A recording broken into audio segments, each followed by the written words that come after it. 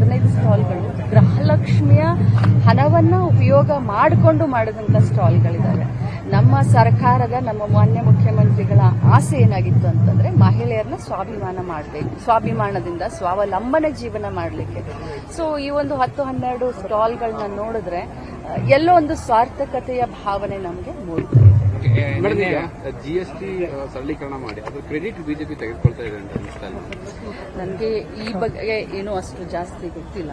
Credit ಆಗಲಿ ಡಿಸ್ಕ್ರೆಡಿಟ್ ಆಗಲಿ ಹಬ್ಬದ ವಾತಾವರಣದಲ್ಲಿದ್ದೀವಿ, ರಾಜಕಾರಣ ಮಾಡುವಂತ ಸಂದರ್ಭದಲ್ಲಿ ಮಾತಾಡ್ತೀವಿ.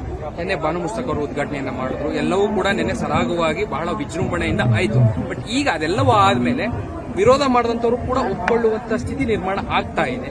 ಒಂದಷ್ಟು ಜನ ಅಕ್ಸೆಪ್ಟ್ ಮಾಡ್ತಾ ಇದ್ದಾರೆ. ಯಾರೆಲ್ಲ ವಿರೋಧ ಮಾಡಿದ್ರು ಅಲ್ಲೂ ಕೂಡ ಒಂದಷ್ಟು ಅಕ್ಸೆಪ್ಟೆನ್ಸ್ಗಳು ಕಾಣಿಸ್ತಾ ಇದೆ. ನೋಡಿ, ನಮ್ಮ ಕರ್ನಾಟಕ ರಾಜ್ಯಕ್ಕೆ, ಭಾರತ ದೇಶಕ್ಕೆ ಹೆಮ್ಮೆ. ನಮ್ಮ ಕರ್ನಾಟಕ ರಾಜ್ಯಕ್ಕೆ, ಭಾರತ ದೇಶಕ್ಕೆ ವಿಶೇಷವಾಗಿ ಒಂದು ಮೈನಾರಿಟಿ ಸಮಾಜದಿಂದ ಬಂದಂತ ಒಬ್ಬ ಮಹಿಳೆ ಬೂಕರ್ ಪ್ರಶಸ್ತಿಯನ್ನ ಸಾಹಿತ್ಯ ಲೋಕದಲ್ಲಿ ತೆಗೆದುಕೊಂಡು ಬಂದಿರೋದೇ ಒಂದು ದೊಡ್ಡ ಹಿರಿಮೆ, ಗರಿಮೆ.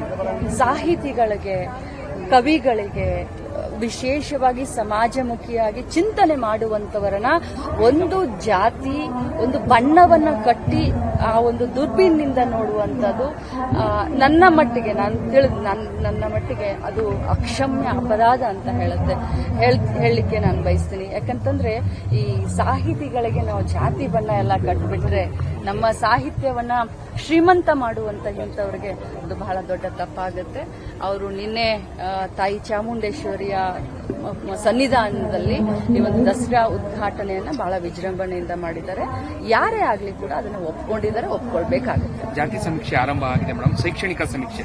ಬಟ್ ಆದ್ರೆ ಈಗ ಇರುವಂತಹ ಚರ್ಚೆ ಲಿಂಗಾಯತ ಕ್ರಿಶ್ಚಿಯನ್, ಕುರುಬ ಕ್ರಿಶ್ಚಿಯನ್ ಈ ವಿಚಾರಕ್ಕೆ ಸಂಬಂಧಪಟ್ಟಂತೆ ರಾಜಣ್ಣ ಅವರು ಸರ್ಕಾರ ಧೋರಣೆ ಮಾಡ್ತಾ ಇದೆ, ಇದನ್ನ ಕೈ ಬಿಡಬೇಕು ಅಂತೇಳಿ ಸ್ವಪಕ್ಷೀಯರು, ನಿಮ್ಮದೇ ಪಕ್ಷದ ರಾಜಣ್ಣ ಅವರು, ಮಾಜಿ ಸಚಿವರು ನಿನ್ನೆ ಒಂದಷ್ಟು ಆಕ್ರೋಶವನ್ನು ಹೊರಹಾಕ್ತಾರೆ. ನೋಡಿ, ರಾಜಣ್ಣ ಅವರು ಏನ್ ಮಾತಾಡಿದ್ರೆ ಅದ್ರ ಬಗ್ಗೆ ನನಗೆ ಗೊತ್ತಿಲ್ಲ.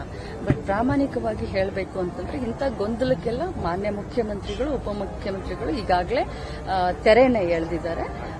ಕ್ಯಾಬಿನೆಟ್ನಲ್ಲೂ ಕೂಡ ಇದ್ರ ಬಗ್ಗೆ ಚರ್ಚೆ ಆಗಿದೆ. ಇದಕ್ಕೆ ಈಗಾಗಲೇ ತೆರೆಯನ್ನೇ ಎಳೆದಿದ್ದಾರೆ. ಮೇಡಮ್, ಇದು ಇನ್ನೂ ಕೂಡ ಗ್ಯಾರಂಟಿಯ ಯೋಜನೆಯಲ್ಲಿ ನಿಮ್ಮ ಇಲಾಖೆಗೆ ಸಂಬಂಧಪಟ್ಟಂತೆ 2,000 ರೂಪಾಯಿ ಹಣ ಇನ್ನೂ ಬಹಳಷ್ಟು ಜನಕ್ಕೆ ಬಂದೇ ಇಲ್ಲ.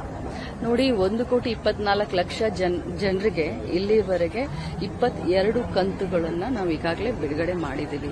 ಈಗ 3 ದಿನದ ಹಿಂದೆ ಮತ್ತೆ ಒಂದು ಕಂತು ಅಂದ್ರೆ ಜುಲೈ ತಿಂಗಳ ಕಂತನ್ನ ಬಿಡುಗಡೆ ಮಾಡಿದ್ದೀನಿ. ಇನ್ನು ಬಾಕಿ ಇರೋದು ಬರೀ ಆಗಸ್ಟ್ ತಿಂಗಳು. ತಮ್ಮ ಒಂದು ಮಾಹಿತಿಗೆ ಹಂಚಿಕೊಳ್ಳಿಕ್ಕೆ ಬಯಸ್ತೇನೆ.